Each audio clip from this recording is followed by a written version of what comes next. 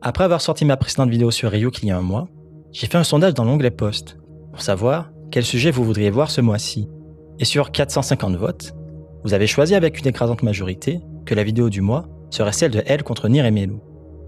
Mais comme vous pouvez le voir, le titre a changé. Après avoir relu le manga et pas mal réfléchi à la symbolique des personnages, je suis arrivé à une conclusion totalement différente de celle que j'avais prévue au départ. Mais avant de commencer, je voulais attirer votre attention sur un livre qui vient tout juste de sortir et qu'on m'a envoyé. La philosophie selon Death Note. Comme vous le savez sans doute, la philosophie est très présente dans Death Note. L'intrigue soulève plusieurs problématiques de société, que ce soit sur la peine de mort ou sur le bien et le mal. Et l'un des objectifs du livre est de présenter l'opinion de plusieurs philosophes qui ont déjà réfléchi au sujet et de les confronter aux différents événements qui se passent dans Death Note. C'est une très bonne introduction quand on ne sait pas par où commencer en philosophie et qu'on ne connaît pas encore les courants qui pourraient nous intéresser. Ce que j'ai le plus apprécié, c'est que le livre soit très accessible. On peut ressentir à la lecture qu'il y a eu un vrai travail pour rendre les notions claires et faciles à comprendre, même sans connaissance en philosophie. On sent aussi que l'auteur aime vraiment Death Note et les mangas. Les références sont nombreuses et bien choisies. Même moi, qui connaissais déjà assez bien l'univers, j'ai appris des choses que je ne savais pas. Donc si vous cherchez un livre accessible, qui permet d'explorer plus en profondeur les thèmes abordés dans Death Note, sans devoir chercher dans plusieurs ouvrages différents, je pense que ce livre peut vraiment vous intéresser. Je mets le lien en description pour ceux que ça intéresse.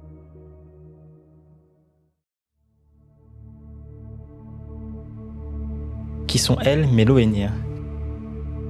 Physiquement, ils ne se ressemblent pas. Et pourtant, ils ont tous les trois une attitude froide, des yeux fixes, presque menaçants. Melo mange des sucreries comme Elle. Nier adore prendre des postures bizarres ou se mettre au sol. C'est un peu comme si elle avait été divisée en deux. Et ce n'est pas un hasard. Oba avait demandé à Obata de leur donner de faux airs de Elle. Il a même été envisagé d'en faire ses enfants. Quand Melo et Nier apparaissent dans l'histoire, ils introduisent avec eux la Wami House, un orphelinat pour enfants surdoués, dans lequel Elle a lui-même grandi. Ce cadre permet de justifier leur intelligence exceptionnelle et surtout leur légitimité à poursuivre l'enquête après sa mort. Mais l'introduction du duo pose rapidement un problème de cohérence. Dès le début, Elle est présentée comme un génie, le meilleur détective au monde. Alors comment justifier l'existence de Nier et Melo censés lui succéder, sans affaiblir son aura quasi divine? Le scénario en est conscient.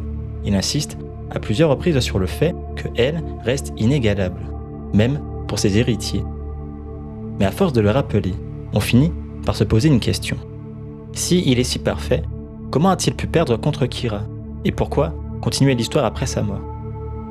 Si on y réfléchit, on peut y voir plusieurs raisons. À l'époque, il restait pas mal de zones d'ombre dans Death Note. Que ce soit sur les origines de Elle, le monde des Shinigami, ou l'impact réel de Kira sur la société. Pour le spectateur, ça aurait pu être frustrant que ces aspects ne soient pas explorés. On peut aussi y voir une décision motivée par la rentabilité. À ce moment, Death Note fonctionnait trop bien pour s'arrêter. Et comme toute entreprise, le Shonen Jump cherche à capitaliser sur le succès. En soi, ce n'est ni mal ni bien, mais le choix de continuer a forcément des conséquences, que ce soit sur l'écriture, la cohérence générale et sur la manière dont les spectateurs perçoivent la suite. Beaucoup voient la seconde partie comme plus artificielle, moins organique que la première. Pour eux, Nier et Melo symbolisent la volonté du Shonen Jump de prolonger la série, quitte à sacrifier l'histoire, l'univers et les attentes des fans. Ils les trouvent moins légitimes et moins profonds. Mais si on y regarde de plus près, Elle n'est pas forcément plus développée que ses successeurs. Il n'a pas d'origine, pas de dilemme moral, c'est un pur outil scénaristique. Il existe pour arrêter Kira. Et pourtant, son absence de passé est une force. Elle nourrit le mystère autour de lui. Le problème, c'est que ce mystère rend plus difficile l'introduction de Nier et Melo. Il faut expliquer d'où ils viennent, pourquoi ils lui ressemblent et comment ils peuvent reprendre l'enquête. De plus, Elle a déjà accompli l'essentiel du travail. Il a localisé Kira au Japon, compris qu'il a besoin du nom et du visage de ses victimes, réduit la liste des suspects, capturé Higuchi et permis à la police de mettre la main sur un Death Note. Tous ces éléments lui donnent logiquement plus de mérite que Nier et Melo aux yeux du public. Quand Elle meurt au tome 7, il ne reste que 5 tomes pour développer Nier et Melo. C'est assez court, peut-être trop, face à un personnage aussi marquant que Elle. Quand certains spectateurs disent qu'ils n'aiment pas ces deux personnages, ils pensent exprimer une opinion personnelle. Mais en réalité, ce rejet est conditionné. Il est guidé par la manière dont le récit les introduit, les met en scène et les compare sans cesse à elle.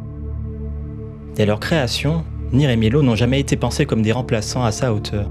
Oba le dit lui-même, elle est le personnage le plus intelligent de la série, le meilleur détective au monde. Faire apparaître un personnage encore plus brillant aurait été discutable, voire incohérent. Et c'est là que réside le cœur du problème. Pour préserver l'aura de elle, le scénario est obligé de présenter Nyr et Milo comme inférieurs. Mais est-ce vraiment le cas? Sont-ils vraiment inférieurs à elle? Si Nyr et Milo avaient dû mener l'enquête depuis le début, est-ce qu'ils ne seraient pas eux aussi arrivés aux mêmes conclusions que elle? Tout porte à croire que oui. Après tout, ils viennent eux aussi de la Whammy House et sont présentés comme les numéros 2 et 3 juste après lui. Ils disposent des mêmes outils et de la même formation. Rien ne semble les empêcher en théorie d'aller aussi loin que elle dans l'enquête. Mais s'ils sont vraiment si inférieurs, pourquoi elle échoue et eux réussissent? Contrairement à Nyr et Milo, elle s'impose des restrictions. Dans un duel aussi serré que celui qui l'oppose à Kira, on pourrait croire que tout est permis, mais en réalité, chacun se fixe ses propres règles. Et ce sont ces règles, parfois absurdes ou trop rigides, qui vont déterminer l'issue de la partie. Elle veut prouver la culpabilité de Light. Il sait que Light est Kira. Il en a l'intuition très tôt. Et tant qu'il n'a pas de preuves, il ne peut pas l'arrêter. Il est difficile de prouver la culpabilité de Kira. Nyr le résume très bien. Il n'y a que deux façons d'arrêter Kira. Le surprendre en train d'écrire dans le Death Note, ou le tuer directement avec une arme à feu. Quand elle récupère le Death Note après l'arc Yotsuba, il se rapproche dangereusement de la vérité.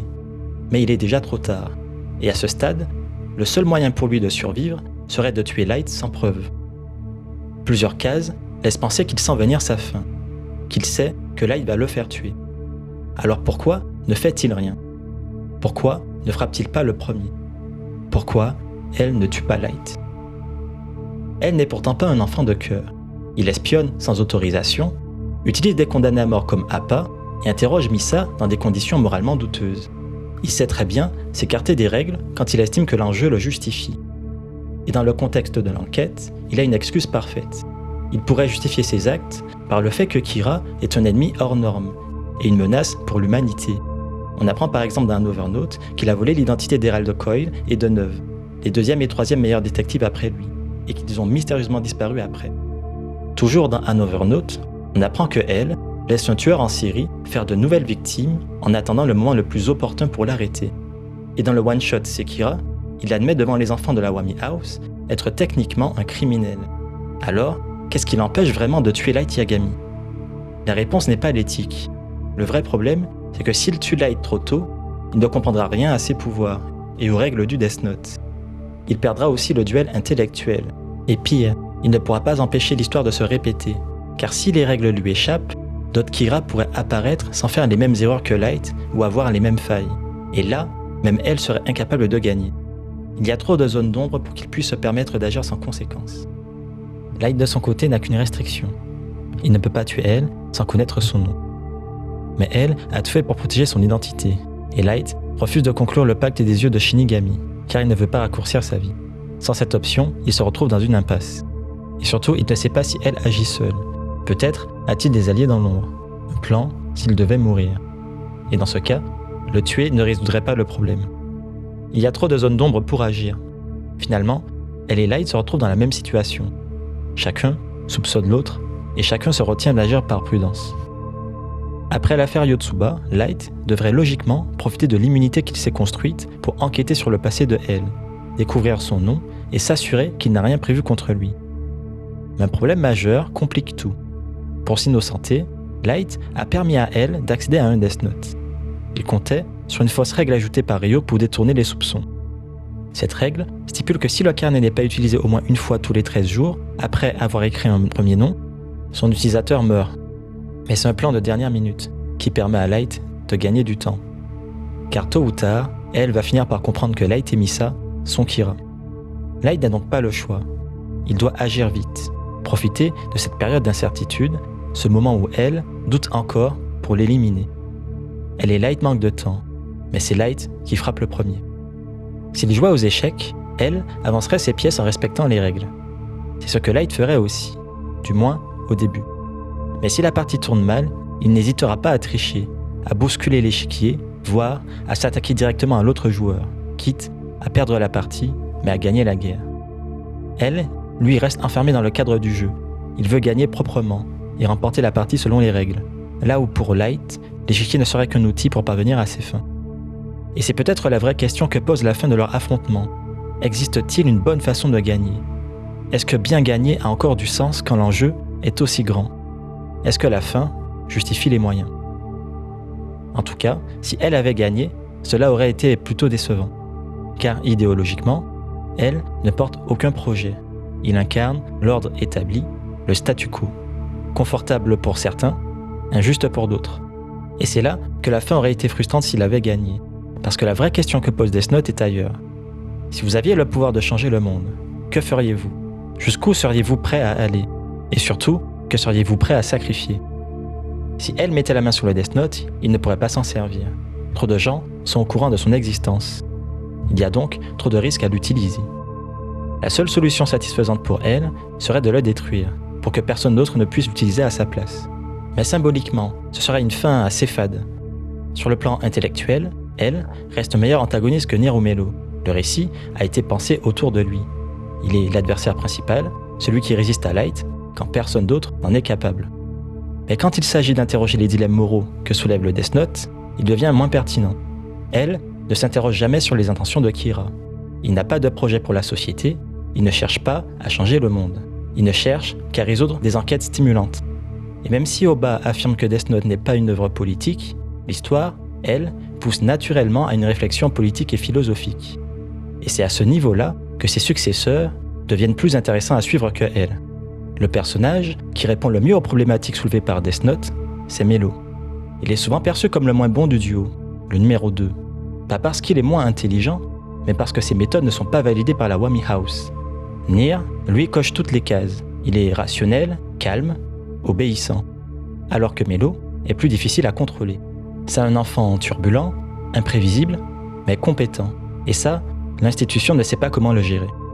S'il devait résoudre un problème de mathématiques à l'école, Nier serait l'élève modèle, celui qui justifie chaque étape de son raisonnement, qui suit les consignes et qui rend un devoir propre. Alors que Melo, lui, trouverait peut-être la bonne réponse, mais sans pouvoir expliquer comment. Il aurait aussi pu tricher pour avoir la bonne réponse, ou trouver une solution non prévue par le professeur. C'est un profil instable. À l'école comme à la Wami House, ce qui ne respecte pas les règles est considéré comme incorrect. Et c'est sans doute pour ça que Melo n'a jamais été reconnu comme l'héritier légitime de elle. Et pourtant, dans Another Note, on apprend que Melo est le seul enfant de la Wami House à avoir rencontré elle en personne. Cela laisse penser que elle a peut-être une préférence pour Melo, ou du moins qu'il le respecte davantage que Nier. Peut-être le voit-il comme un égal, un futur rival, ou même comme son véritable successeur. Quelqu'un doté de qualités qu'il ne possède pas lui-même, mais qui pourrait justement faire la différence face à Kira. Si Nier et Melo représentent chacun une facette de elle, alors Nier serait son reflet scolaire, propre, validé par la Wami House, tandis que Melo incarnerait son côté obscur, mais en plus brut, plus tranché, plus dangereux. Melo incarne tout ce que Kira veut éradiquer, le désordre, la criminalité et l'individualisme, là où Light incarne l'ordre, la justice et le groupe. Et pourtant, malgré tout, les deux personnages partagent beaucoup de traits en commun, et ce n'est pas un hasard. On peut le remarquer déjà juste à leur design. Light et Melo se ressemblent étrangement. Oba voulait durant la conception des personnages que Nier et Melo rappellent Light et elle. Alors pourquoi dans l'intrigue, Melo et Light ont l'air si différents, que ce soit dans leur manière d'agir ou leur idéologie? La réponse se trouve peut-être dans leur origine. Light a grandi dans un cadre familial stable. Il réussit à l'école, ses parents l'aiment et le soutiennent. Tout le monde semble l'apprécier. Il n'a finalement pas besoin de tricher. Melo, lui, a grandi à la Wami House, un environnement bien plus dur, structuré, autour de la compétition. Dans Another Note, on apprend que la pression y est tellement grande que certains en sont morts, et que d'autres en sont devenus quasiment fous. Dans cet environnement hostile, Melo a grandi dans l'ombre de Nier, et malgré un travail acharné, il n'a jamais réussi à le dépasser. Et cette frustration constante l'a peut-être poussé à chercher d'autres moyens, d'autres armes pour l'égaler. Plutôt que de copier Nier, Melo développe ce que son rival n'a pas. Une intelligence sociale, adaptée au milieu hostile, une capacité à prendre des décisions sous pression, et surtout, une morale plus souple. il apprend à survivre dans un monde qui ne récompense pas toujours le mérite. Chez Light, c'est l'affrontement avec elle qui va affecter sa santé mentale et le pousser à développer des compétences similaires à celles de Melo. On remarque tout de même chez Light une certaine souplesse morale, et cela avant d'avoir le Death Note. Il est séducteur avec les femmes et a des compétences en piratage, pour des raisons jamais vraiment expliquées. Il n'est donc pas aussi lisse qu'il veut le faire croire. Mais son environnement, lui, n'est pas aussi compétitif ou toxique. Rien ne le pousse à développer un côté sombre. C'est le duel avec elle qui l'oblige à se dépasser, à entrer dans une zone grise, à tricher. Car pour la première fois, il se retrouve sous pression. De la même manière que Melo l'a été face à Nier. Mais entre Light et Melo, il y a une différence fondamentale. Melo est en conflit avec Nier depuis l'enfance. Il a grandi dans l'opposition, dans le besoin permanent de se démarquer, de dépasser l'autre. Il a plus d'expérience dans ce type de rivalité. Il est donc logiquement plus vicieux et plus imprévisible que Light. Light a battu elle parce qu'il était prêt à aller plus loin que lui. Mais Melo, lui, est prêt à aller encore plus loin que Light. Et c'est ça qui fait de lui le candidat idéal pour l'arrêter, et peut-être devenir le véritable successeur de elle. Mais alors pourquoi ? Pourquoi à la fin, ce n'est pas Melo qui bat Light ? Pourquoi n'est-ce pas lui qui devient le nouveau elle ? À l'origine, c'est ce que voulait Oba. Il avait décidé qu'après la mort de elle, ce serait Melo qui ferait chuter Light. Logiquement, ce rôle aurait dû revenir à Nier, car il est considéré comme le meilleur élément de la Wami House. Mais Oba trouvait plus intéressant que ce soit Melo, l'éternel numéro 2, qui prenne cette responsabilité. Faire triompher le second, le marginal, le garçon instable, qu'on n'attendait pas, c'était plus surprenant, plus audacieux et plus riche symboliquement. Mais en cours de récit, Oba a rencontré plusieurs obstacles. Déjà, Melo n'a pas la personnalité attendue d'un héros de shonen, ni les mêmes objectifs. Son objectif n'était pas seulement de vaincre Kira, il voulait aussi s'emparer du Death Note pour contrôler le monde, comme précisé dans le How to Read. Son projet n'a rien d'idéal, et il n'était pas forcément souhaitable qu'il y arrive. Et même s'il avait réussi, il ne garantissait qu'il conserve longtemps le pouvoir, car Ross, le chef de la mafia, aurait très bien pu l'éliminer pour prendre sa place, ce qui aurait plongé le monde dans un chaos encore plus profond. Mais surtout, ce scénario aurait transformé Light en héros tragique, en martyr, aux yeux des autres personnages comme aux yeux du spectateur. Car malgré sa radicalité, Light prétend lutter contre les gens comme Melo. Et en quelque sorte, il y parvient. Sous son règne, la criminalité baisse, les conflits diminuent. Matsuda le souligne au début de la série, et Nier lui-même le reconnaît des années après sa mort. Même si Light est un tyran, l'ordre imposé par lui paraît plus stable que le désordre de monde dirigé par Melo et la mafia. Pour un magazine comme le Shonen Jump, qui s'adresse à un public jeune, faire triompher un personnage aussi instable et extrême que Melo aurait été risqué. Cela aurait envoyé un message contradictoire. Il ne fallait pas que les spectateurs en viennent à regretter Kira. Mais il y avait aussi un autre problème de taille. Melo n'était pas le seul successeur de elle. Nier existait aussi. Et jusqu'ici, il n'avait pas eu son moment de gloire. Il fallait trouver un moyen de justifier sa présence dans l'histoire. Sinon, pourquoi intégrer le personnage ? De plus, Nier représente la solution de repli, le retour au calme, le retour à la ligne éditoriale du Shonen Jump, une façon de ramener Death Note vers le statu quo. Et pour que Nier puisse jouer un rôle, Melo devait disparaître. Melo avait déjà affronté Kira, il avait déjà brillé, que ce soit en kidnappant la sœur de Light, en récupérant le Death Note ou en donnant l'ultime indice à Nier concernant la fausse règle des 13 jours.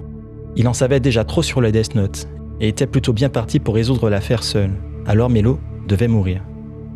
Si l'on s'attarde sur la dernière page où il apparaît, on remarque quelque chose de curieux. Melo n'a droit qu'à une seule case. Et dans cette case, ce ne sont même pas ces derniers mots que l'on peut lire, mais les bulles de dialogue de Takada et Light, qui occupent le plus d'espace. La mort de Melo laisse une impression étrange, comme si elle n'avait pas vraiment d'importance, comme si il n'était qu'un figurant, un simple faire-valoir destiné à mettre en valeur Nier. Melo ne voulait pas devenir l'outil qui permettrait à Nier de résoudre l'enquête. Et pourtant, c'est exactement ce qu'il est devenu. Dans le How to Think du volume 13, Oba fait une affirmation assez énigmatique. Il dit que Death Note a presque atteint le résultat qu'il imaginait. Mais que voulait-il réellement dire par là ? Pour des raisons de scénario, Oba a écrit la chute de Melo et masqué sa mort. Mais est-ce vraiment ce qu'il voulait ? Voulait-il vraiment donner la victoire finale à Nier ? Peut-être qu'au fond, ce qu'il voulait, et ce qu'il n'a pas réussi à faire, c'était que Melo l'éternel numéro 2, celui qui avait toujours dû travailler dur, affronter la frustration, celui en qui l'on croyait le moins, montre à tous que par ses efforts et non par son génie, il avait réussi là où les autres avaient échoué, qu'il avait été, en fin de compte, celui qui a vaincu Kira.